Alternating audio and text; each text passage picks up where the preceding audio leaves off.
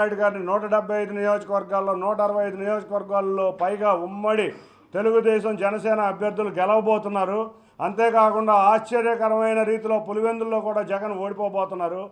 మీరు గుర్తుంచుకోండి, ఇవాళ ప్రజలకే కాదు ఆ పార్టీలో ఉన్న వ్యక్తులకు కూడా అర్థమైపోయింది వైసీపీ ఓడిపోతుందని. అందుకనే ఎవరికారు వేరే దారులు ఎదుర్కొంటుంటే నీకు మతి భ్రమించి నువ్వు నీ పక్షులు నీ రకమైన పక్షులైన అందరూ ఒకే గూటికి చేరారు కాబట్టి నువ్వు ఇష్టం వచ్చినట్టు మాట్లాడుతున్నావు. నువ్వు గుర్తుంచుకో, నువ్వు 3 లక్షలతో ఓడిపోతున్నావు. అందరికన్నా నీకే ముందు తెలుసు. నువ్వు అనుకున్నది నీ ద్వారా మళ్ళీ నువ్వు ఎదురుగా ఇది చేయటం నీకు అలవాటు. పోయినసారి పీఆర్పీలో కూడా చేశావు. నువ్వు ప్రజలు మా తెలుగుదేశం పక్షాన ఉన్నారు, ఘన విజయం సాధించబోతున్నారు. 7 నియోజకవర్గాల్లో ఇవాళ ప్రజలు తెలుగుదేశాన్ని జనసేన అభ్యర్థుల్ని ఎన్టీఆర్ జిల్లాలో గెలిపించబోతున్నారు. నీకు ప్రజాకోట్లో తప్పక శాస్తి జరుగుతుంది.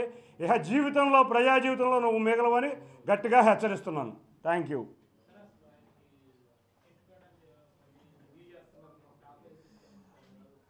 ఇవాళ అతను అవినాష్ అనుచరుడు, మొన్నే చెప్పా, అతను అవినాష్ కింద అనుచరుడు. ఇక్కడ తెలుగుదేశం పార్టీలో ఉన్నప్పుడు అతని ఆదరణ ఏ విధంగా ఉండేదో మీకు తెలుసు. మా నాయకులందరూ ఇతని మీద ఇష్టం లేకపోయినా కూడా మా గౌరవ ఎంపీగా గౌరవించారు. అక్కడికి వెళ్ళినాక అవినాష్ వెనకమాల